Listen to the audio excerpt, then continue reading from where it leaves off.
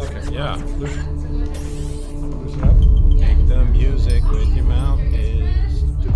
What I wanted, no, we were talking, we got into across the street, because we were supposed to meet yesterday, talking about, I lost my mom the other day, and quickly, like as fast as you can imagine.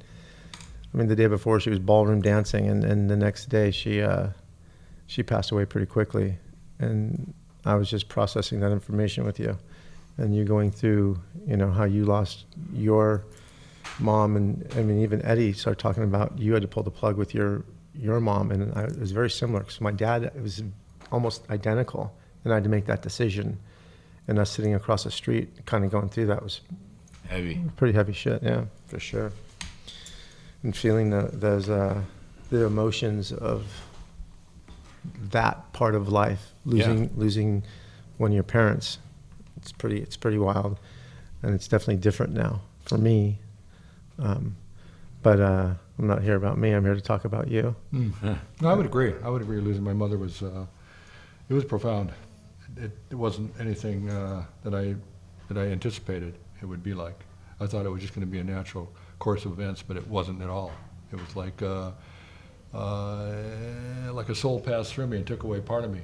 It's like I felt like I blended with her for a moment, and then she was gone, and then she took her part, all that we had shared and everything like that. So you don't realize, like, think about, somebody dying, like your parents, your brother, your father, or something like that, like what they take. They take basically like all your memories. Like every memory I had with my mother was gone with her. I mean, all the moments we shared together were just gone. So you don't really think about it until it's all gone. Suddenly you say, I can't look across the table at that person again and share all those things. Those are, I can have them in my own head, but like, who cares, right?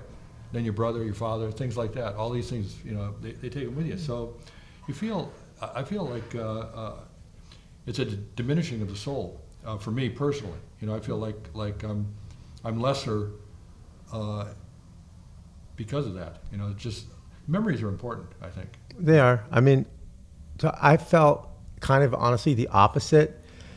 I think going through this awakening and going through this process and understanding life a little bit differently and what's really, what's out there, what I've been experiencing. It was different. If I felt like when you think back about it, if you're going to die and not really know that you could come back, right? That you're just gone. It makes me want to puke in my mouth right now. Yeah. Like, you know what I mean? Like the fact thinking like, fuck, if someone dies, you're just not going to come back. I think that freak anybody out. You want to jump off a cliff. You want to do some pretty hairy shit. But after going through this awakening and my understanding of it, I don't have that feeling anymore. Yeah. I mean, don't get me wrong. I was in a state of shock because of how it happened, but that was totally my mom. She didn't like waiting in lines. Yeah. Like she was just, she checked in and checked out. She just dipped in and dipped out. But watching everything go down in the way it did it's heavy. You can't get over that no matter what. It's just looking at that and watching all the family members go through those feelings.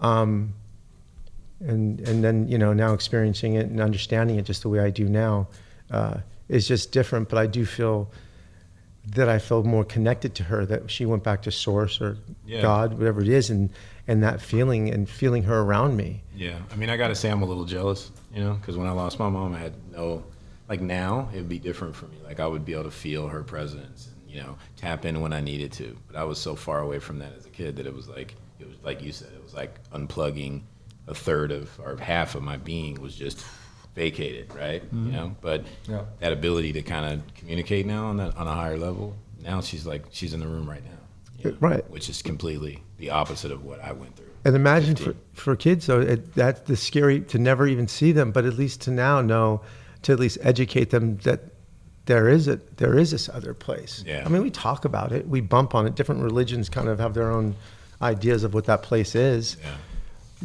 And ultimately me growing up, my mom was so religious. I mean, she was up praying for my uncle who has cancer and creating prayer books for him. And that was really important to her. So she was really excited and doing something for somebody else. And then she never even made it back home. She went straight to the emergency room, checked in, and we were going to go see her. And she said, "Nah, don't come see me. They're going to do some tests. I'm out." Just like that. So I'm like, what could really happen, Yeah. And the next day we called up, checked in, and he's like, you should come up. She had a little bit of a panic attack. They sedated her. And I'm like, oh, we got to get up there, because he's a pretty calm dude. And we got up there within 20 minutes. She was flatlining. She was, and then she came back. For 20 minutes, they tried to revive her. And then she waited for my nephew to get there. And then within a minute and a half, then she died. Yeah. And so it was so much to take in, watching this all go down. But then looking back at it, I was able to step out and just to look at how it happened for her. It really was pretty perfect. I mean, ultimately. Yeah, at the end of the day. For her, kind of yeah. Timing. Yeah. She just did, and, going through the process. And this is something everyone deals with and just part of life. And, it's the balance of understanding, and moving on. And I appreciate, and I have a lot of I have gratitude, and I'm very grateful for the opportunity to be her son. That's really what's up. And that's how I feel I got what I have now, and That's right. been turned on to this. Well, it's a good opening. Well, there we go. So, Jimbo, tell us about yourself. Where'd you grow up?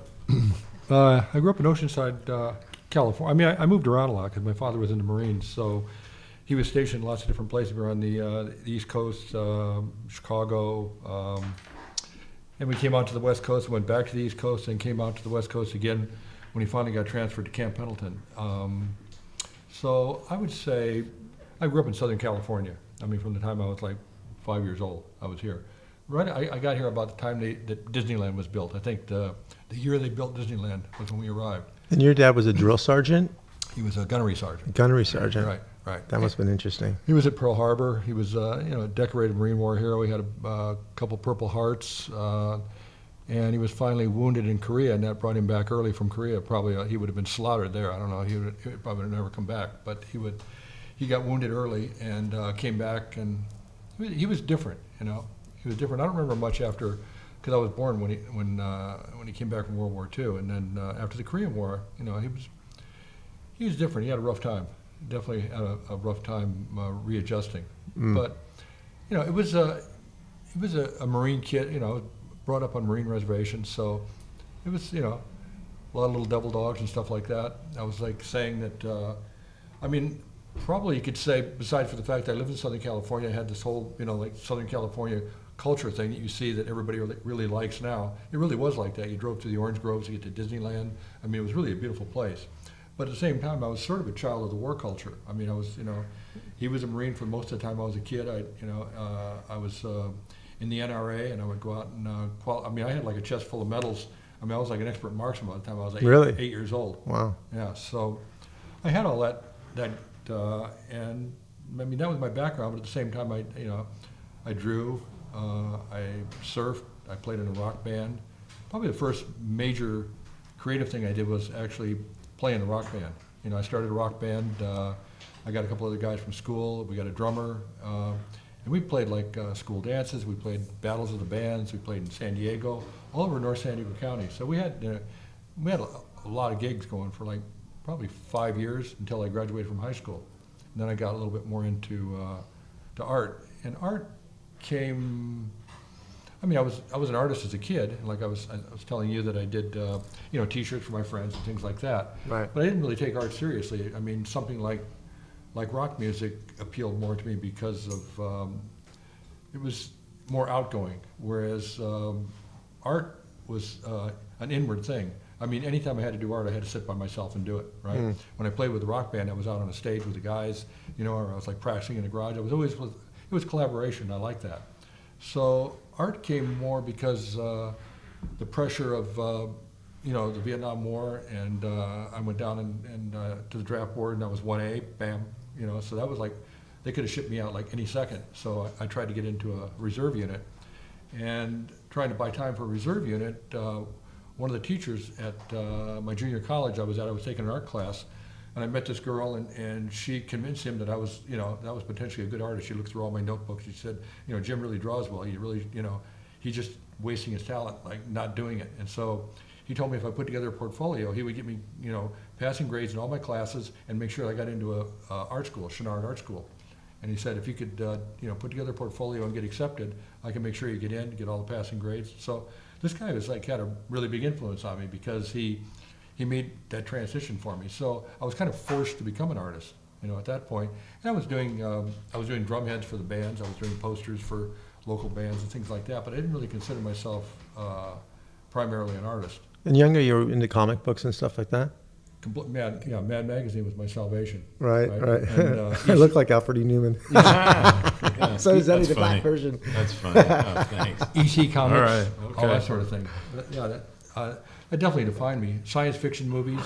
So I was definitely a child of the 50s. I mean, the pop culture of the 50s definitely formed what I became. I mean, I watched nonstop cartoons, I had stacks and stacks of comic books, Mad Magazine.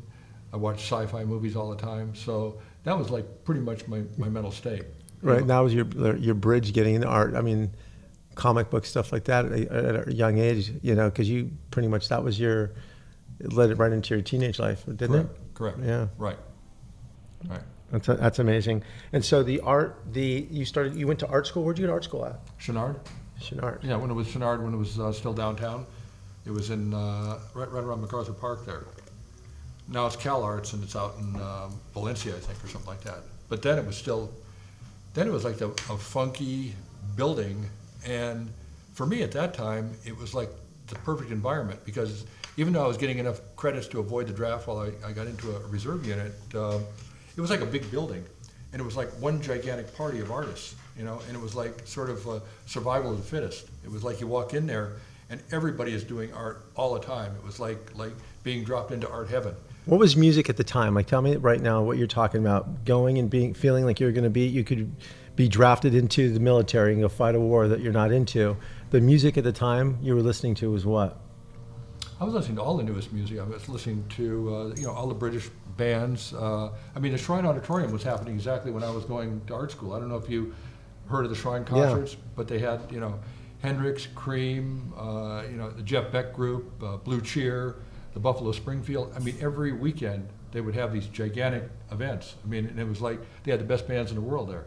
So the music scene, I would say, was completely off the hook. It was just, and plus they mixed a lot. They would mix jazz bands. I went to see like Hendrix in San Francisco, and he was playing with that jazz guitarist. He was like, so. Was that at Monterey Pop? Well, I saw him at Monterey Pop too. So Monterey Pop was definitely like a huge influence. Going to Monterey Pop and seeing, I kind of went by accident because I had taken my girlfriend to see, I think, Otis Redding at the Whiskey A Go Go. I lived down in Oceanside, so I had to drive all the way to LA to do it. And I took her, and then when we left the Whiskey A Go Go, there was like a big fence, and it had like the names of all these bands. And we're driving down Sunset Boulevard, and I'm going, holy crap, what? That's like every cool band in the world. And then at the end it said Monterey Pop Festival, and it had a phone number. So I called the phone number, and I got, they said, well, we got tickets, most of the tickets are sold out. We've got Jimi Hendrix, Canned Heat, and Ravi Shankar. And I said, Ravi Shankar, holy, I said, I really dig that guy. It's like, I thought, wow, he's gonna be there? That's anyway, awesome. so And that's all Lou Adler did all that. Huh? Right? Lou Yeah. Adler did that. Yeah. And he also owned the Whiskey A Go Go at the time as well. Yeah. And then What I a really great wanted time to that start- is, right, for music to be in that. Amazing. Yeah. But it's weird that it's the same though. It's like the Whiskey A Go Go, the sign on Sunset Strip. Right. Still going on. Yeah. So that was a great event to go to, and then there was that was 1967, so you had the Summer of Love going on. So we just decided, since we were at Monterey, we'd just drive up to San Francisco. So I saw a lot of my old friends in Haight-Ashbury and hung out there for a little while.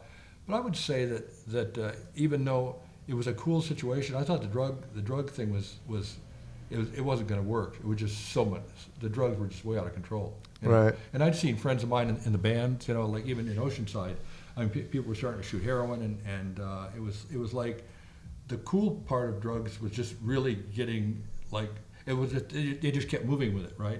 And they wouldn't stop. It wasn't like, hey, I dropped acid and I got some enlightenment and I want to show you what's going on. It's more like they just kept moving, right? But that was like the love revolution, right? Absolutely, yeah. And would you compare that to like what we have now, what they call the conscious community? Was the love revolution back in the 60s? Would you compare those two to kind of different timelines, but this, Same deal. same deal a little bit?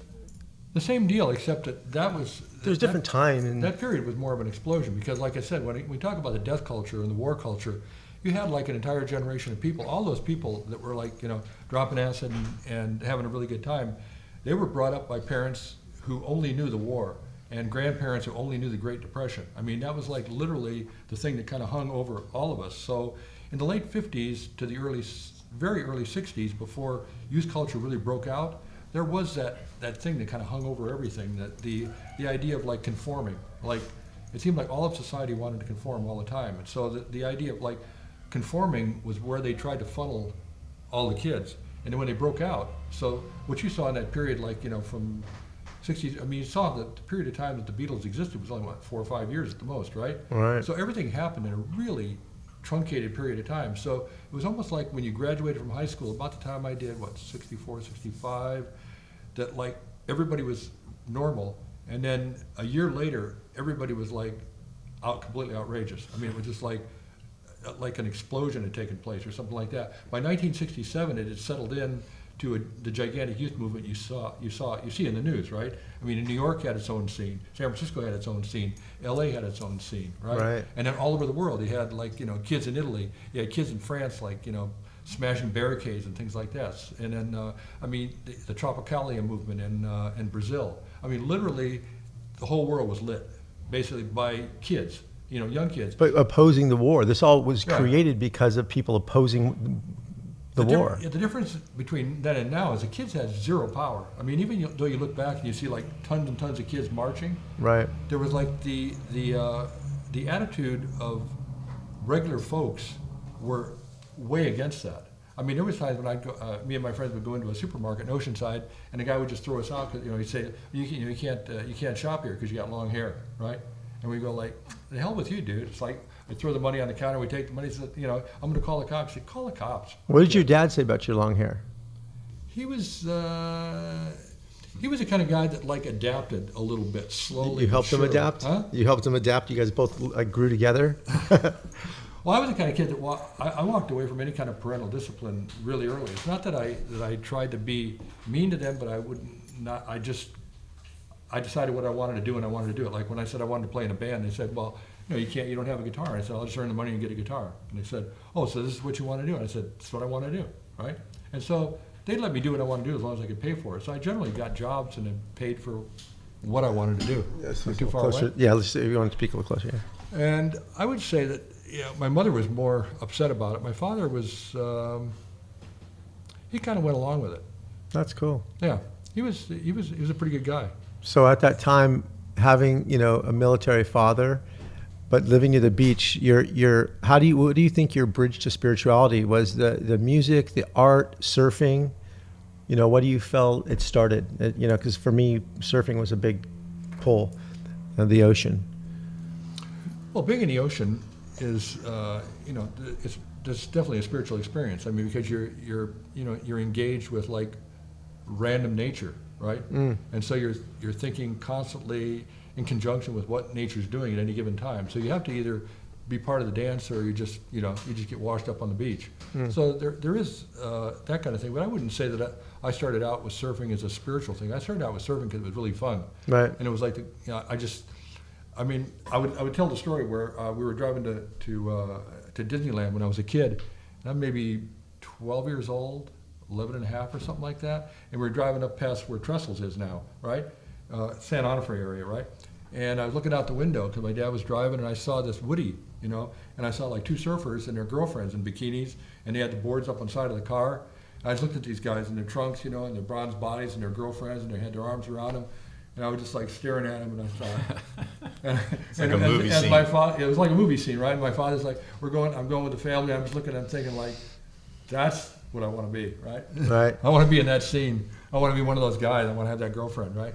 I want to have that surfboard. I didn't even know exactly. I mean, I didn't know exactly what a surfboard did. I saw guys out there doing it, but I thought it looks kind of difficult because in those days the boards were gigantic, right? Right, longboards, yeah. Right. So when I started surfing when I was 13, and the board was like 10'6" board. So I built this gigantic rack on my bicycle and I rode to the beach every day, you know. How old were you when you started surfing, you 13. said? 13. That was I was sixth grade. But same thing, beach took me, it was a good place for me to go and open up and not feel, you know, when you want to get away, it was the best place for me to get away, the water. I think the ocean is a great place to get away. I mean, you can't get any further to the front of the boat than right at the beach there, right? Right? Totally. Totally. Did and over there that was Encinitas? Were you in Oceanside. Oceanside? How Yeah. far is Encinitas from I there? lived in Encinitas too for a while. I lived in Lucadia for a while. Yeah, All those places. And that's how your introduction to Paramahansa Yogananda. Well, that was through Swami's. There was a There's a surf break right there a surf at break. Encinitas. Well, now it's got statues and all kinds of things. But in those Right. days, it was like the Paramahansa Center there, right? He had built it up, I think, and they had the monks that would go in there and meditate, and they'd walk around. So we'd park there and go surfing. And in those days, they had like the stairs sort of went halfway down the hill. So you walk halfway down the hill with your surfboards, and then you'd drop them on the beach, right? And then somebody would go down there and get the boards. And then when you came back up, somebody would get up there, and they'd have to pull the boards back up. So the stairs only went halfway down. They really didn't want anybody there at all. But once I got into the sort of the psychoactive experiences that I got into, I began to see something different. And when I saw those guys in their meditation, I began to think like, those guys like seemed like kind of where I'm going or where I want to go, because if I dropped acid, I'd want to like sit and just be by myself, and like go inside. And I see that that's kind of what they were doing. So I went in there and I picked up the book and I saw, Autobiography of a Yogi, and I saw Paramahansa's beaming face, and I thought, yeah, that looks right. Right. And then I saw these guys sitting there. I said, can I sit down? They said, no, just come and sit down, right? And then so I sat down. And I started meditating with them, and I could feel the spirit in the room and the commonality of all of us together, And I thought, this is kind of like what I'm getting the other way. But I knew that the drugs were a dead end. I mean, I knew you couldn't just keep dropping acid all the time and getting better and better and better. I knew I'd be turning into those guys that like couldn't tie their shoe, or be like. When I wanted to go surfing, like all my friends, they'd be sitting there like, let's get stoned again. I said, dude, we got stoned. We've been getting stoned. That's all we do is get stoned. I want to go surfing, right? And it's like, fuck you guys. I'm going to go surfing, right? So eventually, I just kind of left all that behind. So when I went to Monterey, and then I went to San Francisco, and I saw everything, and then Blow Up, the movie, came out exactly at the same time, and I stopped in, I think, San Jose, and we watched Blow Up. So when I left my band, and I went up there and I saw Hendrix play, then I went up and I saw the movie Blow Up. Then we drove through Big Sur, and I drew pictures and things like that, with my new girlfriend. And then we stopped in Haight-Ashbury and spent a week there. And then when I came back, I was like on another planet. I mean, I was like playing with my band, and I went to practice with them, and I said, I just like saw so much music. I said, I saw this guy, and I was trying to describe Hendrix play, and I said, and they said, well, how does he play? I said, he plays backwards. Yeah, we're just talking about that today. Just now, me and Omar were talking about Hendrix was played backwards, right? It sounded like two people were playing. Yeah. Right. Because And like at the Fillmore, I got to sit. I mean, in those days, funny. like all the hippies wanted to do was drop acid, eat apples, and dance around. So Hendrix is playing. I walked up to the front of the stage, like here, he's standing there, and I watched two sets. So I'm trying to come back and explain to these guys what I'd seen. And they say, well, how does he play? I said, I'm not even sure that this dude even tunes his guitar. I said, I think he just comes out, and he said, he chews gum while he sings. And nah. I said, I'm telling you, the guy chews gum while he sings. I said, he plays the guitar backwards. It didn't look like he even reversed the strings. And I said, he just bends the shit to make it work. I said, it's like, he plays stuff. I said, they're not even, I was watching the chords, and I said, I can't even tell what the chords were. I said, he just kicks it into gear. And I said, he's like all over the place. And I said, the weirdest thing is that he plays like that sort of, I don't know what, I call it like country and western stuff, where guys like used to play it, because he played behind his back, which I always thought was like a real novelty. I saw like country guys do that, like at state fairs and things like that, right? Or he played down between his legs or behind himself, or played eating his strings, and then the chicken picking and stuff like that. And I thought, because I thought the guy was like a god. I thought he had come from like another planet, and I knew he'd been in England, but I didn't know he was like an American paratrooper that had actually played in clubs and things like that.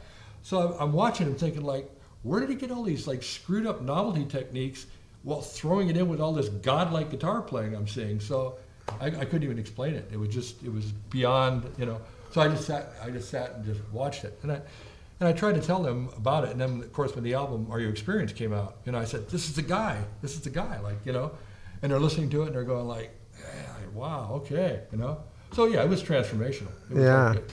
And remember, when he played at Monterey, The Who played first. Almost everybody wanted to see The Who. The Who at the time were like the coolest band on earth. I mean, they were like destructive. They busted all their equipment up and stuff like that. So I felt really bad that I missed The Who. you know, and I had to see this guy because at the time on the radio, Hey Joe was like the Jimi Hendrix song. So Hey Joe is like the least Jimi Hendrix song there is. I mean, it's like a slow kind of a folk song, right? Right. So I thought, you know, he's going to come out and do that. And then he comes out and does what he does.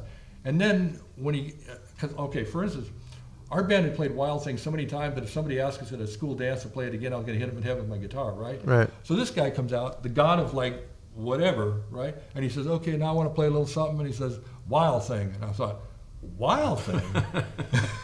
What's he going to do with Wild Thing? And then, of course, he proceeded to do what he did with Wild Thing, right? Right. Like it's like basically made history that like in some ways nobody's ever like surpassed that, like, you know, throwing the guitar down, lighting it on fire, beating the shit. I mean, when they pan across the audience, you see people just like, right? I mean, the whole place was just like, what is this guy doing? That's great. We've been talking about him all day today. All Have day, yeah, all day. Yeah, I swear we just talked about this for about a half hour before. Just everything we just spoke. We were talking about this today. So his energy's around. When's his birthday? What's Jimi Hendrix's birthday? I mean, we've been talking all day today.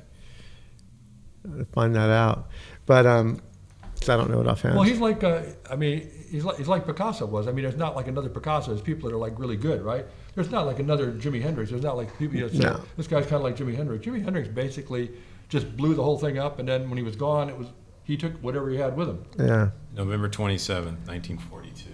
November 27th. Yeah, he's been on the radar today a lot. Plus, Wow. he affected that really soft look, you know, with the feather boas and all that sort of thing, and then that hairdo, Yeah. and everything about him. And then he played with the two English guys. Yeah, because he was living there in Haight-Ashbury with all those English guys, wasn't he? He was living there. I thought he would live there in England for a while with these guys. Yeah, in England. Yeah, Haight Ashbury. Oh, is no, San not Francisco. my apologies. Yeah, in England with them, not Haight-Ashbury, Right. not San Francisco. Right. Yeah. It's wild. So yeah, that was. So when I came back, that was basically when I started my life. Yeah. You know, then I was kind of on my way. So when I came back from San Francisco, then I basically started. You know, basically I left everything behind. I was like, I got in a band that I could actually make money in. I just became like a side guy. So instead of like having my own original band, I just hired myself out as a side man for like, you know, really good guitarists or guys that, you know, that would come to town. I even played in a country and western band. When did you feel like you started going deeper in your spiritual path? Would you start tailing off, you know, the time of, you know, LSD? Was it right in that time to where you started going deeper into your practice? Yes, that was. Yeah. Before that, there wasn't any practice because there wasn't any. Right. There was no vision. Right. So that, you know, the psychedelic experience was for me really visual. You know, like internalized and really visual. But at the same time, it allowed me to project things like better than I would have thought possible. Because previously I could draw, but I would have to kind of think and imagine what I wanted to draw, or maybe look at something and draw it. Like once I hit like a certain plateau with the psychedelics, I could actually project like images exactly as I wanted them, you know, and I could just draw them. I mean, you know, if I dropped acid or something like that and sat with a blank piece of paper, I could like see endless worlds, and I could hold the endless worlds long enough that I could just sit and just basically Draw fill it. the entire sheet, Yeah. almost like tracing it. So. Would you say earlier it was like a nuclear bomb went off in your brain? Yeah. Well, it took off all the sidebars because I mean I think when you're growing up you have like you have sidebars, you have like things that like, you know, keep you in. You have authority figures, you have your parents, you have like school, you have all those sorts of things. Religion. And they all try to keep you in. For me, religion was just a thing. I never really had religion. I mean, I started studying religion probably more as an adjunct to the creativity. You know, at the same time, I wanted to understand what I was seeing. So I felt like I was regurgitating a lot of things from my childhood, and I wasn't sure whether that was to good advantage. Obviously, it turned out to be a good advantage because I use them now, you know, the cartoon characters and things like that. But at the time, I wanted to be more intelligent. I wanted, like I couldn't expand my mind if I didn't have anything in my mind. That was suddenly my realization. Like, I thought, like, okay, if I keep expanding my mind, I don't really have anything to expand to. It's like I can't, you know, I would like get these ancient visions and things like that, but they weren't mine. at all. Right. So then I started reading things like The Psychedelic Experience, Tibetan Book of the Great Liberation, The Way of the White Clouds, Tibetan Yoga and Secret Doctrines. And I found that those things like gave me ideas, and those ideas seemed to sync with what I was like feeling internally. You know, it wasn't like I was diving headlong into religion, but at the same time, I was like finding religion philosophically in tune with like what I was seeing and feeling. Right. Like it felt natural. Right. It felt good. Yeah. And I felt like in order to be an artist, I had to have a philosophy. I couldn't just be like a guy who just went out and painted junk. I mean, I could paint junk, but I needed a philosophy, and I felt like these things and that what I had seen were going to like work together to create like something that I was trying to say. Like I was trying to like, you know, say something, and I didn't know what it was. Right. You met Eddie through the whole art world, right? Yeah. How'd you guys meet? I think Danny Boy introduced us, right? Oh, really? Yeah, I want to say. A long time ago, right? Yeah, when you were at Atomic Pop. Was that in this house over in Sepulveda? That's when I lived in the house in Sepulveda, absolutely, on Valley Vista. Yeah. Jim worked at a company called Atomic Pop, was a record label. They reintroduced Public Enemy after like 10-year void or whatever, right? Mm-hmm. Yeah. Mazik and Ben Yoder, they were Blood Abraham. Right. Yeah, and the rest is history. We became good friends. Right. How'd you meet Yogi Bhajan? My name is Yogi Bhajan. I was going to a place called the East West Cultural Center. I think it was over by where Koreatown is now, somewhere in that area on Western. But I was living in Santa Monica, and I knew the people there at the East West Cultural Center, and I thought it was a great place. So I went there all the time. There was an older woman who ran it. I can't remember what the spiritual nature of like the general teachings there were, but like it was, I think it was Sri Aurobindo, and people were like doing trips to Pondicherry. Have you heard of Sri Aurobindo? No. These people seemed to, they were definitely into Sri Aurobindo, and he was like an Indian guru, and I think he had an ashram in Pondicherry, and they would, so that would probably be the basis of like what the East West Cultural Center was about. And they had a lot of other things. I mean, there was a picture on the wall of Rabindranath Tagore, and huge picture. I mean, if you're like in touch with Yogi Bhajan, he probably remembers that picture. And it just said Tagore below it. You know, I named my son Tagore because every time I'd walk in the door, I'd see this giant picture, and it just said Tagore. And he had his hand behind his back, and he just had this like look on his face, and I just kept looking at it and going like. And so when my wife got pregnant, she said, "What do you think we should name the child?" I said, Tagore. She goes, "You mean like the picture of the guy on the wall?" I said, "Yeah." So Yogi Bhajan just showed up, kind of just unannounced. They just said he's here from India. It sounded like he was there for just a short period of time. What year was this? This was like right at the beginning of '68? No, it had to be late '68, beginning of '69, I think. All right. Yeah, late '68, probably. Somewhere around there. And he did a lecture there, and I was impressed with the lecture. I mean, at that time I was looking for discipline. I felt like I had to like rein in my, explosive nature, and he brought that kind of military discipline. I mean, he seemed stern, and yet he seemed to be the kind of guy that wanted to. It seemed like he wanted students. He wanted to like get something going on. I got the feeling that like he was a smart guy. And he knew that like a lot of people were coming over from India, and they were getting a foothold here, and he was going to be one of those guys. I thought that he was but he seemed different than others. I mean, he definitely wasn't like the Maharishi with the long hair. This guy was like a crack disciplinarian. More thunder, Huh? a lot more thunder. A lot more thunder. Yeah, he Yeah, seemed. that's what I call it. Yeah. So I mean, with my military background, he seemed like the right kind of guy because he had that kind of like there was no nonsense with him. Right. It wasn't like. Like you couldn't say, well, maybe. There was no maybe. You wouldn't say maybe. Like, are you going to come to my class, Jim? Maybe. You wouldn't say. You would say, yes or no, you're going to come to his class, right? Right. And that was the way my dad was. It was like there wasn't any maybes or grays or anything like that. It was like, did you do that?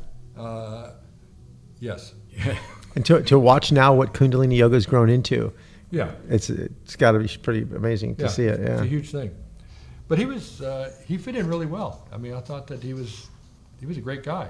Like I said, he got me my first big job. Yeah. Tell me about that. Yeah, it That's was great. like there was a rock festival, and they made him the spiritual guru, and they said they needed an art director. And at the time, I was like still in art school. I was working a little bit, but I hadn't really done very much. And he saw my work, and he thought thought it was a good artist, you know. And he said, bring Jim in, like, you know, let him be the art director. And I thought, no, wow, this is cool. And I thought, you know, I didn't think there was any chance they'd let me be the art director, but I thought they had so much respect for Yogi Bhajan that they might, right? Right. So I just kind of pushed myself in. I said, yeah, I can handle it, you know, even though I had no idea I could handle it at all. Because, you know, suddenly I'd be at a desk, I'd be looking at portfolios, trying to decide, designing posters. It was way beyond what I was doing at the time, but he trusted me and he got me in. So I made a lot of connections, and that like basically moved me to a much higher level.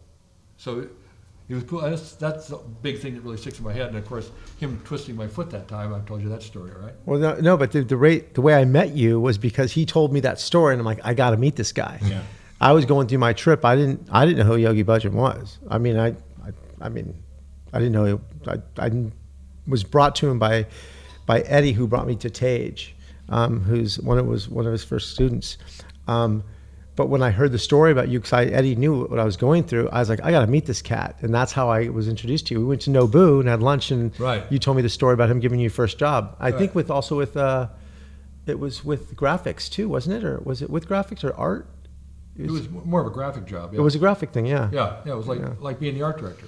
Yeah. And it also it got me into art a lot faster because I looked at all the portfolios and I was able to see that, like, the artist. At first, at that time, I really wanted to be a photographer more than an artist because I just liked the scene a little bit better. And I started looking at the portfolios, and the photographers in those days were good. I just one after another, I thought, that's good, that's good, well, that's good, that's really good. Well, damn.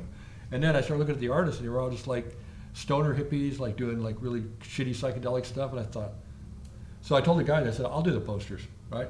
Yeah, do it yourself. Yeah. Right. So it worked out well. Tell us the story about your foot. What happened when Yeah, you went yeah, to you're just about to say class? that, yeah. Yeah. Okay. So I was attending classes with him, and he was. Oh, yeah, you did tell me this story. Yeah. Yeah. And I was walking through Westwood, and I stepped off a curb, and I twisted my ankle really bad. I couldn't even walk, right? But like I said, Yogi Bhajan was such a disciplinarian that I drove over to the class, and I showed up, and I said, you know, I can't do any class tonight. I said, but I showed up just because, you know, he didn't really have a very big class at that time, and I felt bad because I was like one of the students, and I thought, like, you know, if there's a big empty spot where Jim's going to be, it's like, you know, he's going to feel bad, right? So I showed up, and I was going to sit there and just kind of like, you know, be a cool guy. And he says, oh, well, let me see it. He said, what's wrong? He said, oh, I said, it's twisted bad. He said, well, let me see it. So he takes it, and he plays it like that. And he just does his snap, right? And I keep telling everybody, it's like, basically, it was like one of those kind of things where a goober like throws a rock and hits you in the head and knocks you out. It was like, it was so extreme that like, it went through my whole body. It's like a big electric bolt. And then he goes, so how do you feel now? And I said, my foot works. I said, but like the rest of me feels terrible. I said, what was that, right? And he said, it's something I know how to do. That was the thunder. Yeah. It was funny. What? Tage, so this kid, I don't think he may have been about maybe 15, 14 years old. And he was having a Kundalini awakening in the class where he freaked out, like passed out when it hit the floor. Oh, really? Yeah, he just hit the deck. I've seen people start screaming before. Like I've seen some pretty way out stuff if people lit up in class. And so everybody kind of started backing up. They want to give him air. And Tage walked up to him and said, bring him to the side. And she just looked at him and she's like, look at me. She put his hand up and she cracked him. Like she cracked him in the chest. Pow! And she looked at him and she got his attention and she goes, you see, she brought him out. He was so centered so quickly. Yeah. Because it wasn't just like a crack like she hit him. She did something else was inside the end of her hand because he came to real quickly and was right back. Yeah, right on his feet. Real quick. It was pretty interesting, yeah. Definitely when Jim was talking about how Yogi Bhajan was, you know, really strict and forceful, I guess, in his method, it reminds me of T.A.Z sometimes, because sometimes T.A.Z can be very yeah. you know, Well, don't I get think too that whimsical. She brings it back in. She's like, all right. I think that he was, I don't know the right word. He was right, exactly what he was supposed to be with her because she's perfect in what she's doing. But I mean, he was tough on her. Yeah, he was. Her whole thing, you know, and he knew she needed to have that strength. But somebody like him, I think back about the stories that I hear and the things that he did and how he just had that knowing, you know, about everything that he did, you know, just amazing to me. He was impressive. I thought, you know, when I met him that he was the right guy for the job. You know, he came from an ancient culture, and he had not only like he wasn't just like a spiritual guru that you had no idea. This is a guy who, like, you know, he carried a lot of weight with him, like, all of his experiences, like in his work with the Indian Army and all that sort of thing. I mean, he had done a lot of things. So this guy was like well into his career. But he's not, and he's not your stereotypical like guru. Just what you just said, an army military guy. It was like, I guess the equivalent of like the TSA is what he worked for in India. And he was like the captain, like the head guy, and Right. decided he needed to bounce and come over here and teach the West Kundalini yoga. And they were pissed. Yeah. They were pissed. Like, what are you doing? And he's like, the West needs it more than anybody. We need to help them. And that's I thought he presented himself that way too. He presented himself as as like he knew what he wanted. Yeah. He didn't mess around. yeah. He was a great guy.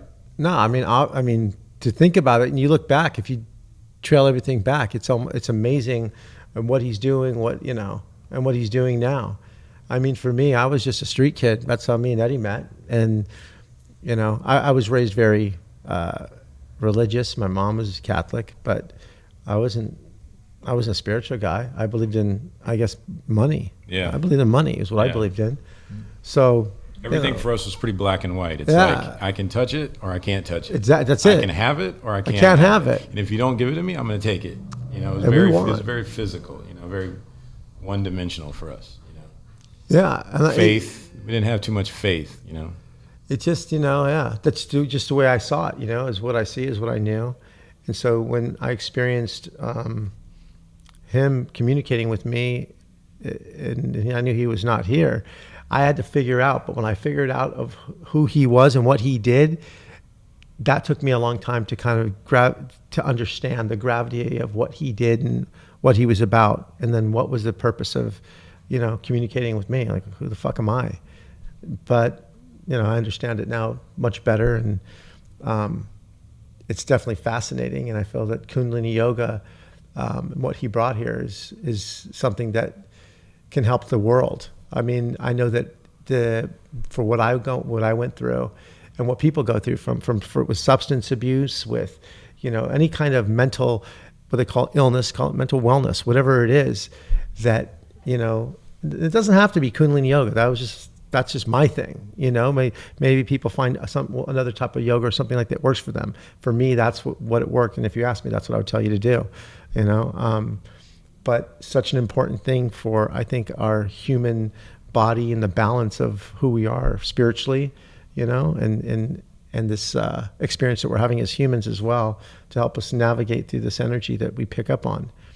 And that's what I actually learned, through my practices with T.A.Z. is understanding it, and that energy and the flow of energy, and that the teachings that he, even after when my mom passed, I couldn't grasp. I was losing, that was my whole thing. I couldn't gauge what was happening. And that's what I think what shock is you don't have a good solid you feel like you're about to fall, but you're not you lose falling. your footing. Yeah. And so I started listening to his lectures over and over and over and over and over. I didn't stop for the past 2 days, over and over. And it was what I needed to listen to. It relaxed me. And just the things that he said, and the outlook of his voice saying it in that tone, and then feeling it made those things kind of, for me, really feel into it in a different way, to look at it. And I was talking to my little brother, who was just like talking about how maybe not suicidal, but he was using every word but that word. Yeah. And I just didn't feel that. I felt quite the opposite. And I felt that opposite was brought on by listening to things that he was saying, and my approach and his perception on death and life, because that's what I was listening to, and experiencing it, and being grateful for it. And so I was able to look at that experience of my mom dying, and however that everyone else looked at it, and just look at it from a point of love, and that she's now with me again. So I didn't feel that she was taken away or I lost a memory. Actually, like in the beginning we were talking about it, I felt for me was gaining all these memories in love, and to carry that forward for the belief is because what we do have is those memories. That's all we do have. And so to carry those memories and keep that memory alive, and that's intention and love, and that's I think that little bit of something that I needed, and I got in his lectures over the past couple of days. And I hadn't seen my teacher in about a month, because I just was going through some other things. But I went today, and it was good to be there and to get back, and it really straightened me out. So for me, yoga and Kundalini, and what brought me to you and why I'm here now is that man and his spirit. Interestingly enough, I'd actually forgotten about him. I mean, I had him in my memory, but at the same time, I was in a health food store and I saw Bhajan tea, and I was like shopping. I picked it up and said, Bhajan tea. I remember that name. And I looked it back, and they had the picture of him on the back. And I thought, whoa, so he really made it, right? Guy like, and then I looked him up and I thought, damn, he did really, really well. Right? he was doing just fine, yeah. Yeah, because I was always like wondering, like, I wonder what happened to Yogi Bhajan, right? Because I hadn't followed him after, and I just went on to whatever I did. But then I saw the tea, and I thought, he did really well. How recently was that? Huh? How recently did you see the tea? 15 years ago, maybe, or something like that. Yeah. The Yogi Tea and his call security service was huge. What? Yeah. I didn't even realize there's so many different things. He had so many different businesses and things he was doing. But that for me, because what you said and how because when I look at you, you look like a dude. The guy like a dude. I don't know how to explain it, but I feel that when I picked up on this energy, well, what I meant by that is when I started picking up on this energy, that most of the people I saw that picked up on energy was either gay or they were women. And so I didn't really identify. If I saw a conscious community or if I saw a yoga class, I saw gay dudes and women. That's what I associated. I didn't, you know what I'm saying? Mm-hmm. So I think that that part of it was just a disconnect for me. You know what I mean? Not understanding that. I just lost my train of thought. Yeah, I was wondering where you're going with that. I mean, art has a lot to do with feminine quality. I think that to be a male and do art, you have to be in touch with your male and female side. I mean, you can't be very complete. I think I couldn't have been like the same kid I was and like gone where I have gone without being more sensitive to the feminine side of life, as opposed to, like not being afraid of it, like accepting it and being more of I don't know, mentally transgender in some ways. Wow, right? Yeah, that's great. Yeah, so mentally transgender. It is dope. I'm gonna write that. That was great. And I think that's important. In the beginning, before all these experiences and things like that, I resisted that because, when they'd say, "Hey Jim, you got some art talent. You should go they have these like Sunday art things. So I go there. There'd be like a bunch of old ladies like painting and things like that. And I think, this is my fate. This is right. This is my tribe. Right. Well, where I lost myself early back is saying that the personality that I knew how Yogi Bhajan lived his life, and that having that military background, he was more of a man's man. From what I saw and what I gathered, and the way he conducted himself and the way he moved through the world, So that's what I meant. It was easy for me to identify with the way and his thoughts and beliefs because it just seemed very much more natural to the way I understood the world. Meaning, he didn't like back then when my parents were into what they were doing. Like they looked like shakalaka type shit. You know what I mean? Like the guys playing the drums. What are they called? The Hare Krishna dudes. Yeah. So that's always the thing I depicted with spirituality. Not somebody like him. Yeah, no doubt. Like I look and think of him now. I think like Superman. It's just a different perception than when I was a kid thinking about people banging on drums saying shakalaka or what do they say? I don't know. You know what I'm saying? Hare Krishna. The Hare Krishna. Yeah. Hare Krishna, Hare Rama. Yeah. One thing for me when I started doing privates with T.A.Z, and when I first kind of got opened up, right? My whole thing was I didn't feel worthy. I hadn't had any faith or any kind of spiritual belief at all since my mom passed away. Like I left God, and I remember being in my room when I lived on La Brea in 3rd, drunk one night, just like begging God to come in the room so I could sock him in the face for taking my mom. And this was like 15 years after she had gone, passed, right? But when I was taking privates with T.A.Z, I was like, I'm not worthy. Like, I'm not like them. Like, you don't know what I've done, where I've been. Like, I'm not like that guy, the typical guy that you see in class, like Tyler, and she was like, you know what, Eddie? She's like, you're equally, if not more valuable to the community than those guys. Because we have all kinds of those guys, but we don't have very many of you. And the spiritual community needs spiritual warriors, not just the airy, hippie, new age yogi type person. And when she said that to me, it like really cracked my head open. I was like, that's me. Like, I get it. She said, it's okay to be hard, just stay connected. That's what I was saying is that I feel the more that it's talked about and accepted by guys like us and can talk to younger kids and people like that were coming up like us, that being able to talk about death and things that people don't feel comfortable talking about because it scares them. And it scares them because they're not being taught the right way. And I'm not saying my way is better or not better. I'm not asking anyone to believe me. All I'm saying is that I'm telling you something and you'll either feel into it and know it, and that's all you can go on is what you feel. And I feel just by, everyday normal dudes talking about it, if you're an athlete, if you're an artist, a musician, to talking about it to where it's not so taboo, because really my experience led me to a mental institution and to see what was happening in these mental institutions to people that were going through a spiritual situation, because we're all spiritual beings having a human experience. And I said it sounds, but it's true. From people that substance abuse, people do that to medicate themselves. You start hearing voices. How many times you hear someone hear voices? Well, I said the same thing. I hear voices, which I shouldn't have said. I feel voices. Yeah. Right when I said I was fucked. As soon as I said it, what'd you say? I heard him say it. Right. But I was done. At that point he said it, I was schizophrenic, and then I was done. I was labeled crazy. And it's back in the 60s when people were gay, they did the same thing. They're crazy. They're losing their mind. Yeah. And it's so easy to kind of forget about people like that, because if they lost their mind, they're not even part of society anymore, and they're treated like that. So to go through an experience like that, and to go to a Western hospital that you feel safe in, completely safe, and to go and them have not any fucking idea what to do with you, and you're looking to people and your family to help you and not have that help, that's scary. And this is modern day. This is where we live, like UCLA, and the reason for, I feel that a lot of people artistically are tapped into that vibration, whether it be music, whether it be art, whether it be athlete. I think that we all channel in different ways, because we're, like I said, me and Eddie talked about, we're all antennas, and how we get that information from art, from music, and how we distribute our art to the world, and make our change or make our stand creatively.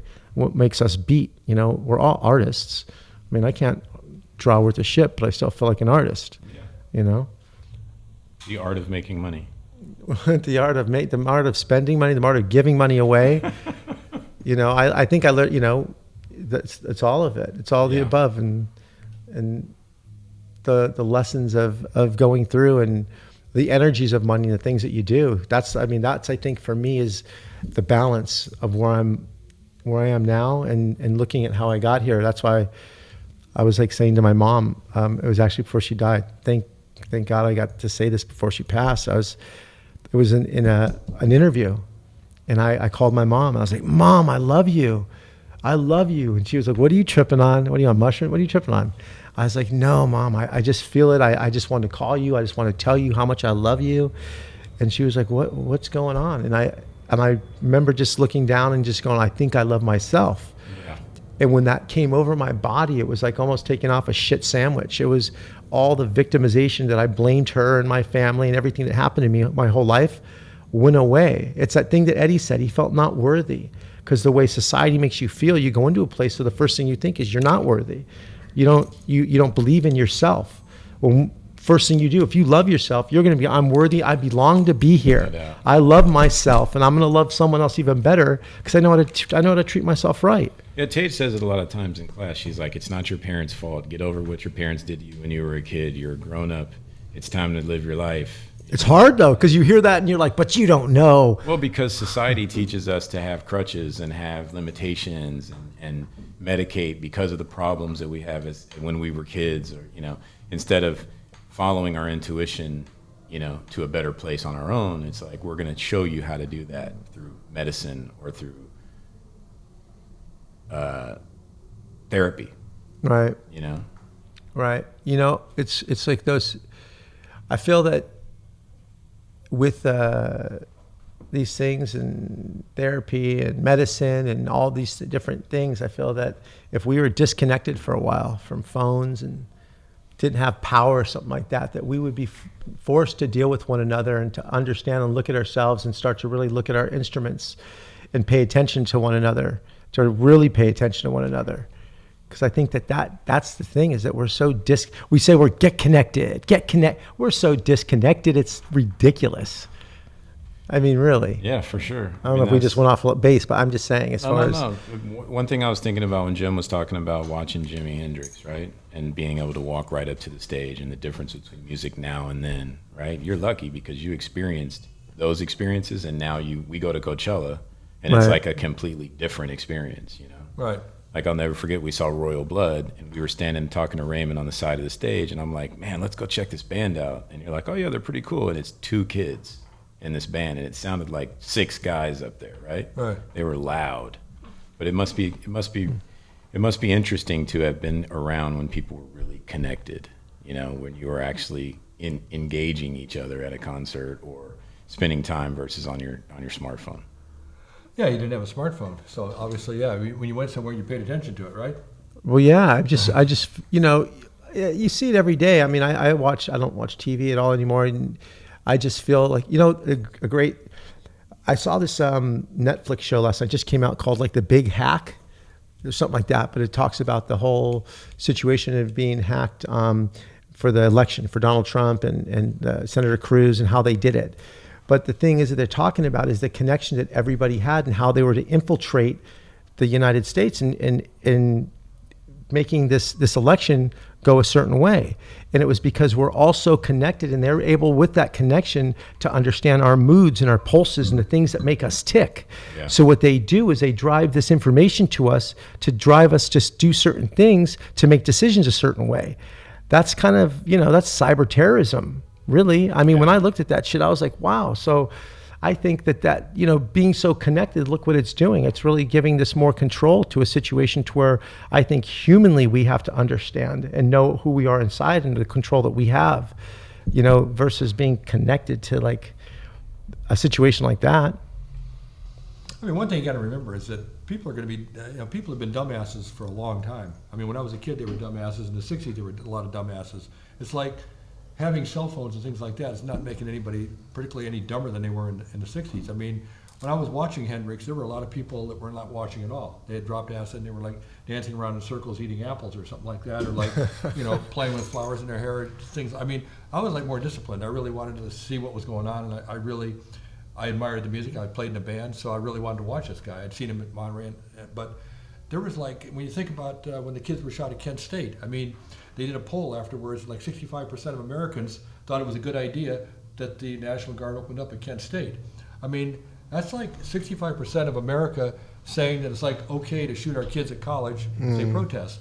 That was, you know, that was like 1972, 71, right? Right. So I was 2. Huh? I was 2. Yeah, things have not. I mean, Nixon got elected twice, right? I mean, we've always lived in like really weird times.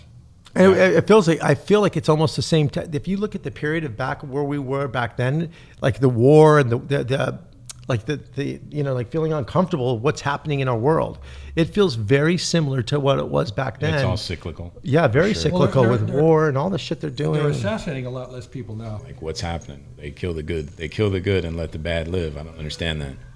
Well, I mean, I In don't. those days, I mean, yeah, you had you know, Martin Luther King, you had Bobby Kennedy, you had the Kennedy, you had Malcolm X. I mean, bang, bang, bang, one after another, and it was like demoralizing for people. I mean, I remember like the night that Martin Luther King was killed, I was like shopping in a store, and it came on the radio, you know, and it's like I was dull. I couldn't even. And then I lived right near the Ambassador, and I was like, I had to go to I was like going down to Long Beach, because I had to do my active duty for the summer. And I was on the freeway at Harbor Freeway, and the thing came on. I knew that Bobby Kennedy had just won the California, what do you call it, primary, right? And I knew that they had a big party like in the neighborhood somewhere. And I'm on the freeway, and the radio comes on and says that Bobby Kennedy's dead. I'm like, what? Like, King, Kennedy? I mean, who's left, right? They got to, you know, there was nobody left to kill. So it was a demoralizing time, even though the music was great and there were a lot of spiritual gurus and things were like moving forward. There was things were moving backwards almost equally as fast. I mean, it's like, you know, the universe is like projecting out and going backwards all at the same time. It's like, even now as we sit at the table, we talk about it, and we're kind of all truth seekers. We want to like move things forward. Yeah. But at the same time, there's a lot of things moving backwards while we sit here. All the time. I mean, to think about being in the time where we're at and not have a medical system that would actually look to fix a problem that we know that we're having. And it sounds, I say it, but to me, because I'm a pretty normal guy, like I only went to the doctor if I needed something. And even if I needed it, I still didn't go. So the only reason why I went to them is because I promised my family I'd go, because they said I was saying wild shit. So I ended up going.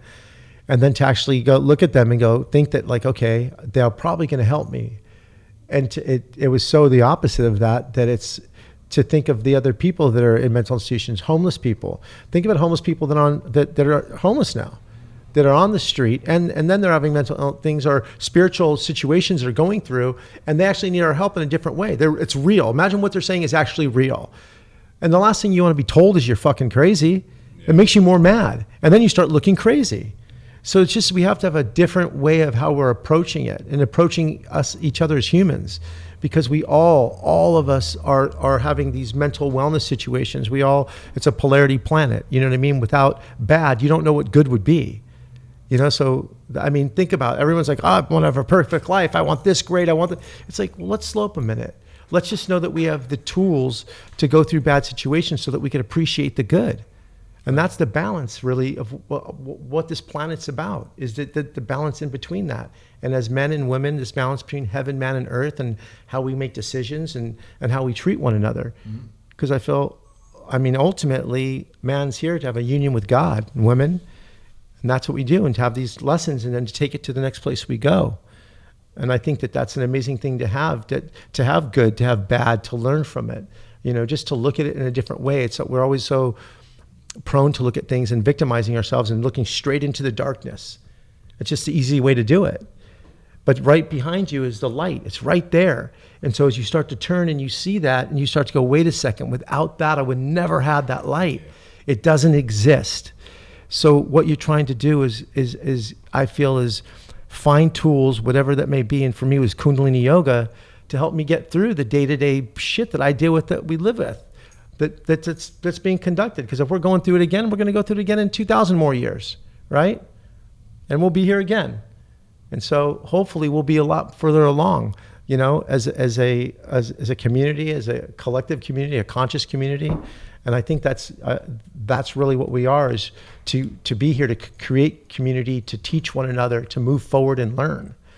I think that ultimately, and with art, music, and these things is what God's given us to get through, so that we have laughter, love, smile, colors, and senses that give us this life that we lack, and give the grateful and the respect back, to just go and be grateful for everything that we're having. And then as soon as that clicks and you have that, you start to go like, damn. And it just changes the way you feel about other people. I mean, I guess it did for me. And it helped me. I don't say be a better person, but whatever that word is, just to be a nicer person, And the art and music has been part of my life, my whole life. And, right when I got out of a mental institution, getting led to Eddie to do that first art show when we met you, right, was, I don't know why it seemed, but, it just seemed like the right thing to do. Yeah, we should probably have Jim do the creative for what we have coming up. We should. We should. Jim, what do you say? We need you to do it. He's busy. He's always. What albums have you done? You've done like so many different album covers and designs. Like, we didn't talk anything about that. Oh, yeah, I mean, the Beach Boys, the Beastie Boys, Beck, Neil Young, the Allman Brothers, Robbie Krieger. I was watching The Doors the other night, and I realized that I did Robbie Krieger's first album cover. Wow! Right after Jim Morrison died, he did his first album. A lot of album covers. Yeah. Wow. I mean, I've gone in and out of album covers. What are you working on right now? Right now, I just did Iration. Right.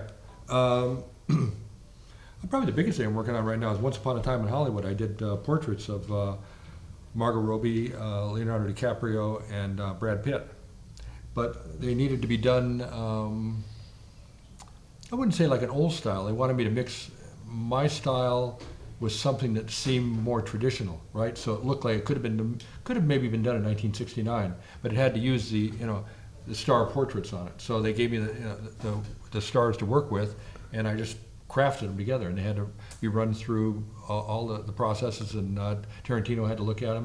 And then they're animated. So what I did was I created the print. They're going to be prints, and they're also going to be used in advertising. And then I animated them so that like there's the music that is indigenous to each of the stars, and it plays, and then the thing actually draws in, so it looks like it's being painted, and then the star's portrait comes on, and then the voice comes on. So it's like a multifaceted promotion for Once Upon a Time in Hollywood. What'd you think of that movie? I just saw it this weekend. I haven't seen it yet. Huh? I haven't seen it. What Well, do you think? I like it a lot. Did I mean, you? I was in Hollywood in 1969. I mean, I worked like in Westwood, right up the street from that theater she went to. It was interesting what I did. I couldn't. You know why I was so excited the night before? I went and watched *Inglourious Bastards* just to get going, just to be all hyped up. Huh? And that movie was so amazing, but I didn't leave there. Just kind of I lost it at the end of it. I was excited to see it, but I just don't know if I left there. Well, the ending You'll was- see it. It's worth seeing. It's Tarantino's last movie. They're saying, but Yeah, I would say, when you talk about spirituality, to me the big thing about it, I mean, mine is different than yours in the sense that mine is like this sort of ongoing journey where I've gone from one thing to another. Like I don't find a spot where I just ever really stop. I just keep moving on. I mean, right now I do yoga, and I'd probably consider myself a secular Buddhist, like I say in there. It's like I find a resonance in Buddhism, but at the same time, I'll never reach enlightenment. I mean, I knew that back, in the early 70s. I mean, even when I met Yogi Bhajan, I realized that like I was stuck in this enigma because I knew I wanted to be a big artist. I mean, I really wanted to be like an important artist. I had like these ideas, and I thought that I potentially had a skill to do them, but I also realized that I would have to engender an enormous ego in order to be able to actually do that. Like the thing is, in order to be like an artist or musician, I think to really be serious about it, you have to be somewhat selfish. You have to be selfish with your time. You have to be unspiritual, at least in the pursuit of like the actual art. So most religion is like about shedding the ego, Right. Especially Buddhism. It's like I could go to like a Buddhist guy and tell him everything about myself right now and say that I realize that I can never reach enlightenment just because I never could shed my ego. I just like, it was sort of like I gave up on it. I thought like, I can't shed my ego and be a really good artist at the same time. It's like, it doesn't work for me. I had to be egotistical in order to, like fulfill my vision. I had to like think that what I was coming up with, basically I could see my ego like constantly moving forward all the time, even though I was like trying to push it back. When I did artwork, it was like my ego would come forward again. So I could never really get rid of it. And I realized that like, I thought, okay, I could still be, a truth seeker, but at the same time, I understand that like, enlightenment is like beyond me. It's not gonna happen in this lifetime. Maybe the next time I'll come back and something else. But like I'm stuck in this sort of semi-asshole state. I'm gonna be kind of like that guy, like always looking for something more, but at the same time, understanding there's a limitation of what I can actually achieve spiritually. right. Well, the ego and what you're saying is shedding it, and what you said is it was a big question and concern for me. Meaning that like the things and the way I was used to living my life when this happened, because with money and the things I was used to, like what made me tick, I was like, I can't do that because all those things were the things I used to do it would be, I feel like manipulating people, the things, so, ego and what made the things that would make me get the things I needed and how I was doing it. Right. Right. But it wasn't really that or shedding the ego. It was just looking at the ego as a sword and knowing when to put it down and when to use it, or like acting as if it's a shadow behind you, because the further that you move away from it, the bigger that shadow gets. So it's like a wall you have to stay close to, because that your ego, that shadow, as you move out in front of it, it starts to get bigger in you, and it's just an illusion. And so then you start to believe some of the shit you start to think. So for me, going that spirituality was just not shedding the ego, but understanding it like as a sword and knowing when to put it down or when to use it, because you need to have it. I think so. Yeah. I just think it's how you use it and how you apply it. Like everybody has like things they're really good at, things they're bad at. It's knowing what their volume and when to turn it down. It's usually the person's like what they're really good at. It's also what they're a nightmare at too. Yeah. It's not, you know what I mean? Yeah. And it's that's the balance. So that's also with your ego. It's there for a reason. God didn't fucking make a mistake. It's there for, this is just my opinion, is just to, to get on it like a horse and know when to, to kick it and when not to. And a few of these people on my spiritual journey have actually called me to task on it, saying that you should use this power for good. You do album covers, you sell rock bands, you sell products, and it's like you could sell religion, you could sell spirituality, you could use that power for good. Why don't you do that? And I didn't have a really good answer for it. I think that's why you're here, though. I mean, I think that the reason why we wanted to interview you is because of that if I look at this is your spiritual, the way you move through the world, your spirituality with music, with art. It to me is interesting, and how even look at the people you run into. You obviously are vibrating on a certain level, right? You don't bump into the people that you're bumped into and have these things. I feel unless you're vibrating. I'm not saying at a higher level than other people. All I'm saying is that you're definitely on a channel with a lot of other elevated souls. Yeah. I mean, I'll tell you this, Jim's been a really good friend for over the past 10 years or longer, but one really big moment for me that made me realize that I was in the right vibration, and we both were. We went to a meeting at Golden Voice, and we walked into Paul Tillett, the founder of Golden Voice's office, and there's one of his posters for Fugazi sitting right there in his office. And it was like a God shot. I was like, I'm in the right place at the right time with the right people right now. That was a good moment, right? Yeah. I mean, he might have set it up that way, so we. Yeah, but it is funny about life. When I first met you and you were on about Yogi Bhajan, and I thought that was a cool moment. But but you're right. It's like you're on a trail and you hit a crossroads, and then you meet a guy like Yogi Bhajan. You hit another crossroad. I mean, Ravi Shankar. I said he did school, and one time I was walking down the hall, and he walked by me, and he went back to me. And I thought Ravi Shankar just knows that I'm on Earth. It's that's all I need. No, yeah. Right. So those kind of things, right? Yeah, no, because you don't. It's when you start to recognize them. So I was able to start recognizing these people that I would not normally run into, that I started running into, and beacons we have. And I feel that there's certain people that have been with each other before, and that we're pulled together. And that's that time when you go, why do I feel comfortable with this person so quickly? Or what's that this. Look, you probably were a Buddhist in another life, guarantee it. All these different things. You have that question on there. What is the work of how the world Carl Jung changed your life? Right. I mean, it was massively profound. Somebody handed me, Man and His Symbols. Yeah. And I thought, what's this about, right?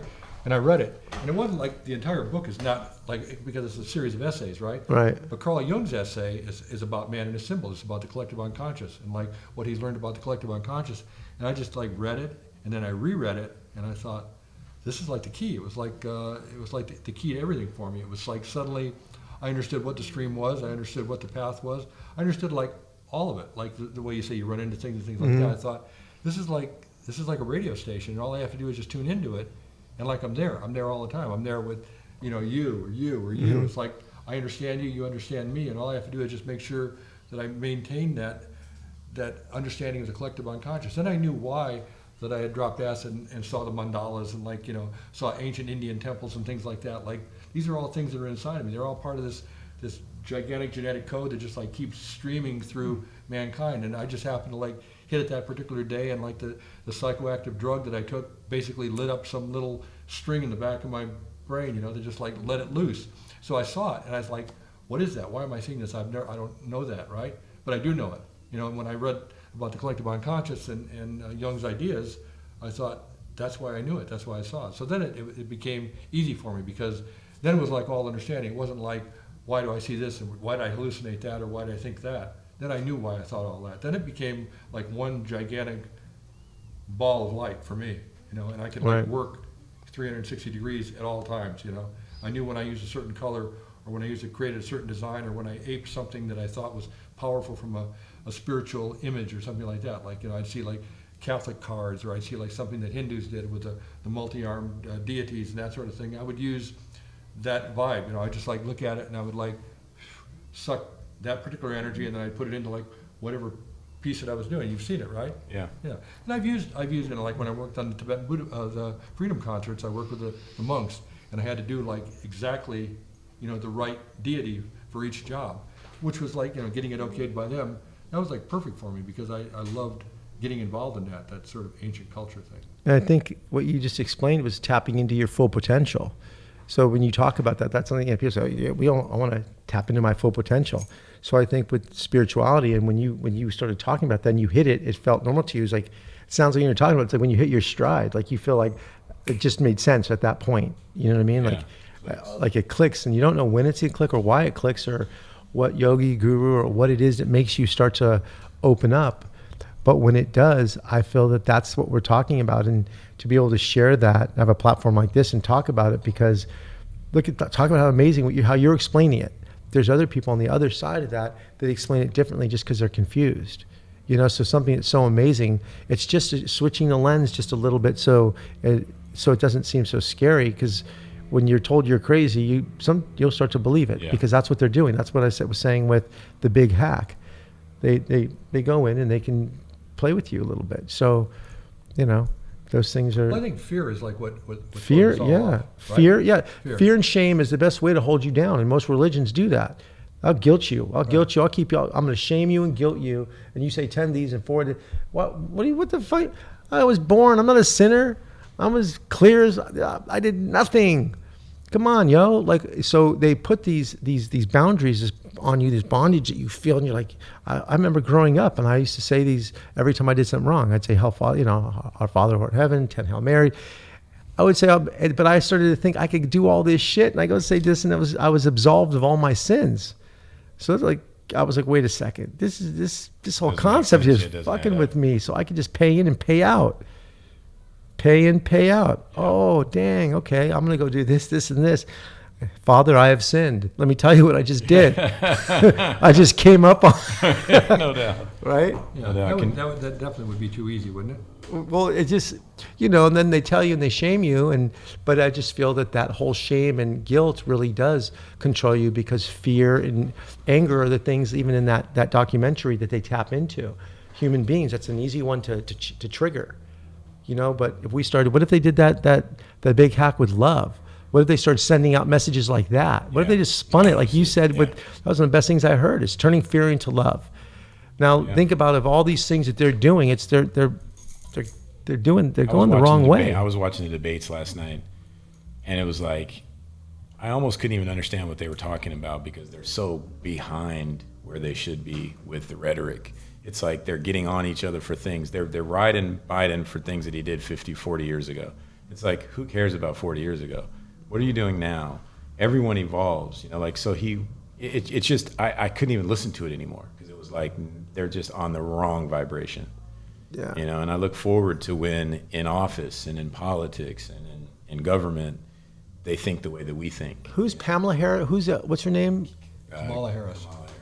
Who's the one that Hari Jeevan and Goody Jagger took a picture with? Marianne Williamson. Yeah, she's kind of a very spiritual yogi. She's on the right path, but I mean, it's like, that's 1 out of 100. It's like, I look forward to the day for our kids. I can't wait to see what government looks like when my kids are around. That's scary. How we're governing the humans on. They're doing it. They're doing a thing. They're doing it for parolees. I think in either Washington or I think it's Washington, but they're all yogis. When I heard that, I was like, that's genius. Like, really having all yogis as parole officers. They're doing it in, I think it's in Washington. One of the all yogis. They're all yogis. They're like using yogis as parole officers. One of the candidates last night was talking about how instead of putting people in jail for crimes, and just leaving them there to figure out how to do more crimes, teach them. No, they should have yoga classes, meditation. And absolutely. Imagine if you had a 5-year stint and you were meditating every day. Dude, you'd come out a completely different human It's a being. crime that they're not doing it. It's a crime against humanity. If they're really looking to reform. What does reform mean? Yeah. They should have it. You should have it going into schools so kids understand their instruments, so they know what they're dealing with. They ain't gonna freak out. They're not gonna need Ritalin and Adderall and all this shit they're freaking out on. I knew, because I was on all that shit. Can you imagine that? You go do 5 years in jail and all you're doing is hearing mantra and taking yoga classes. You'd come out like the most peaceful being ever, enlightened human ever, versus fighting and whatever else is going on in jail. Things seem to go backwards. I mean, I would say that my politics were fired up in the civil rights movement. I mean, that's when I grew up and I saw that on TV. I mean, you could say Vietnam had something to do with it, but I would say the civil rights movement was the biggest thing. And it was like, you saw it on TV every night, and you saw Martin Luther King, and it was like, it seemed like everything was moving forward, and of course the women's movement also kind of like came along at the same time. So it seemed like a powerful time of change, where it's like, suddenly like all these wrongs are being righted, right? So if somebody would have came to me like in 1964 and said that like in 2019 we would have what we have, and that racism would still be like this gigantic issue where it's just being talked about, I would have just said that's like 50 years in the future. I would say that would not be possible. I mean, I wouldn't have found it acceptable to even like have that argument. I would have thought like, wait, if we keep going from where we're going now, this is all going to be solved like, somewhere in the late 70s, right? Maybe, not like done and redone and redone. Well, that goes back to the assassinations, though. I mean, those leaders that were pushing that movement. Yeah, to look at this CNN right now and listen to what they're talking about how the things are being said. It's so wild that it doesn't even sound like it's real. Yeah, like to me, I'm like, wait, like yeah. I mean, it's just like it's like become like a giant issue, an issue that you would think like. I thought that issue it should not even be a debatable point.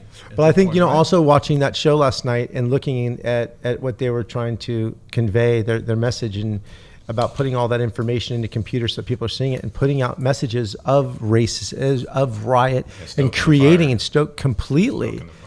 And so when you look at the government and looking at all the information that they've gathered to make your opinion of what you think, I'm not saying they're right what it is, but it doesn't look good.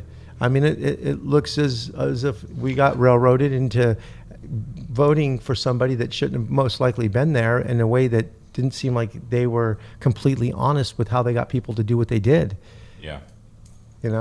So I think that, maybe just depending on one another without all that computers and all the equipment, but the problem is better for them. We're never going to go back. No, I got it. Keep going forward. I mean, you're going to have more Ubers, and you're going to have more apps, and you're going to have more cell phones, and you're basically, 2,000 years, human beings, I would think that, that our fate is to be superseded by machinery. I mean, we're going to definitely like Android ourselves out to the point where we're going to be superseded by machinery. I heard a really interesting interview with Elon Musk and Joe Rogan about that, and it's really interesting when you hear it, when you hear people that are very intelligent speaking about it, to where you're like, I'm not a conspiracy theorist, dude, right? So for me, if someone said it, I'd listen to it and I go, yeah, anyways, that sounds cool. But when you hear two different people that are successful, very intelligent, start talking about it in a way that can very much well happen. But for me, I don't think God makes mistakes at all. So I don't think that man is going to outsmart. It's like saying that a computer is smarter than we are. We are supercomputers that will never be outdone. I don't care what anyone says. That's what I think. And I think when we're done, we'll go to our supercomputer. But ultimately, I don't believe that. I just think that things will evolve and they'll correct themselves the same way as what we're talking about. They keep correcting themselves. There could be a master plan where we have organic materials that actually become like computer materials. Right. And we become like organic computers. Organic machines or AI type machines. Do you believe in aliens? Yes, I do. You're fucking weird, man. I'm just kidding. I'm kidding. I believe in aliens too. Aliens in the sense of I can't assume that like the universe that I see out there is like there's not like another spider somewhere. You know what I mean? And it's like everything is like just concentrated on this one cold ball floating through space, right? It's all good here and everywhere else is nothing. That doesn't work for me at all. No, how can it be? But then I also believe in multiple dimensions. I think that it's like, we can see like a certain color spectrum, right? And beyond that color spectrum, there's a ton of other color, right? We can hear a certain thing, and beyond that, there's a lot. So I'm assuming that like there's a lot of physical I don't know I'd say physical, but I'd say that like it's split up into like a string theory type of thing, right? So that the sense that like I feel that aliens could be just things passing through, basically our dimension from another dimension. See, you said something so important because we're used to seeing things a certain way, right?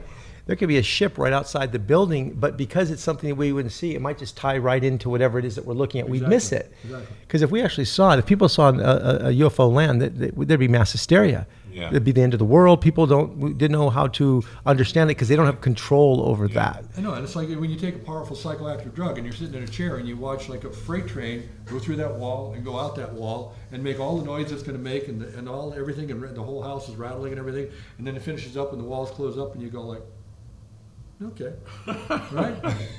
I've seen Yogi say some things, but it's hard now now I'm so open to everything because of the way I see things. So if someone says an alien, because the word alien, it just sounds so funny. What is the depiction in my head of what that is? I don't quite know, but I do believe that we're not the only ones here. I do believe that we've recreated and we're coming back in time, and what we're kind of passing through has happened before. I think time bends. I think that, that whole... Have you seen Dark on Netflix? No, I didn't. Anybody? No. Gotta watch it. It's all about that. It's all about time.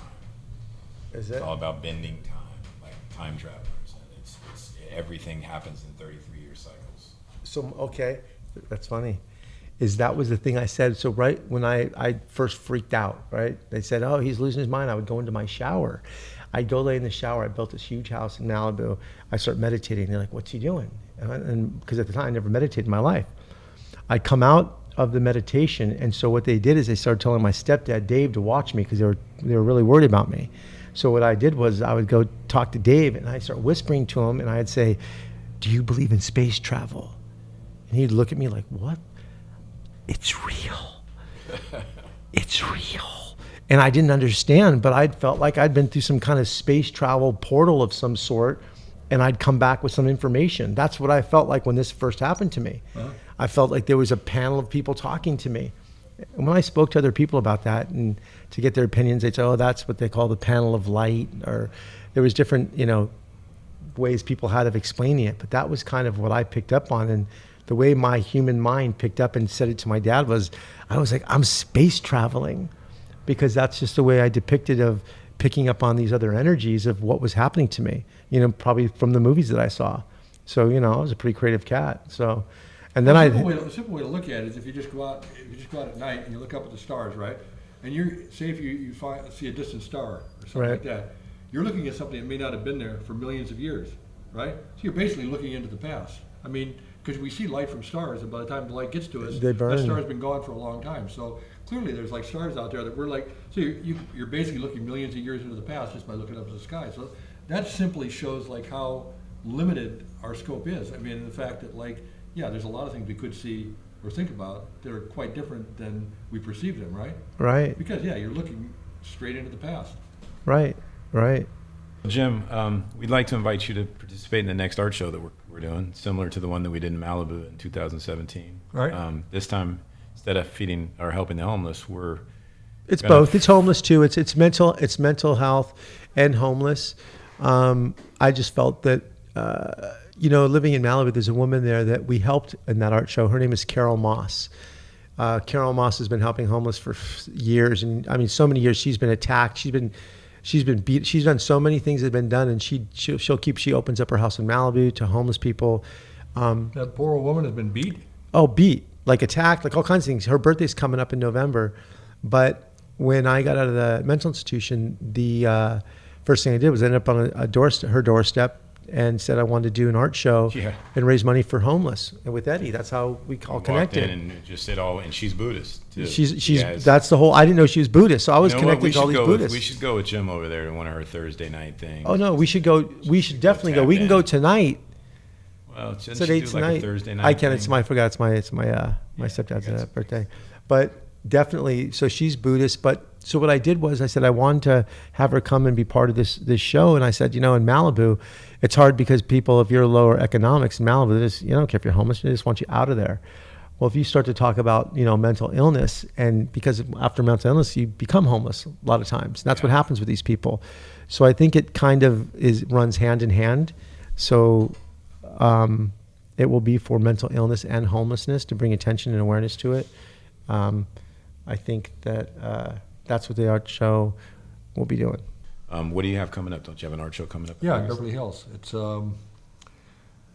I worked with a master printer named Richard Duardo in the 80s. It was like a period of time when I was kind of trying to reinvent myself, and I met Richard, and he was working on some projects, and he had to deal with a gallery that I was working with, and we decided to collaborate and created a body of work over a 4-year period of time using his silkscreen studio. And I hadn't really done much with it, but Eddie Donaldson came along to my house one time when I first met him, and he dug up some of these paintings, and he goes, "Hey, you should do something with these things." So he's the kind of guy, he's sort of the guy that really rediscovered those particular pieces of work, and now they're going to be shown in Beverly Hills. And there's also a collaboration I did with Kelly Gravel, aka Risk, and he's repainting and reworking some of the canvases. So it's a 3-way collaboration with about a 25-year space. 35-year? 25? Yeah, it was in the 80s.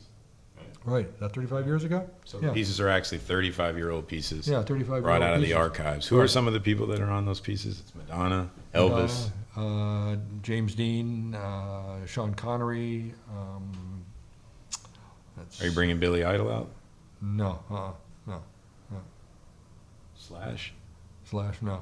No. Not The rock. older stuff. Yeah, mostly older stuff, yeah. So it's like a series of Hollywood icons. So the show is called Hollywood Icons. So it's an older body of work, and it's going to have a few new pieces in it, but mostly an older body of work. All right. Well, thanks for joining us on the space between. And next week, I think we'll be, if you tune in, we're interviewing Amanda Sage, who's coming up. So, and she'll be participating in the art show as well. But thanks for coming down and joining us and talking about all this spiritual mumbo jumbo. Right. Thanks for having me. Yeah, absolutely. Sant Nam, and thank you for joining us. Sad now.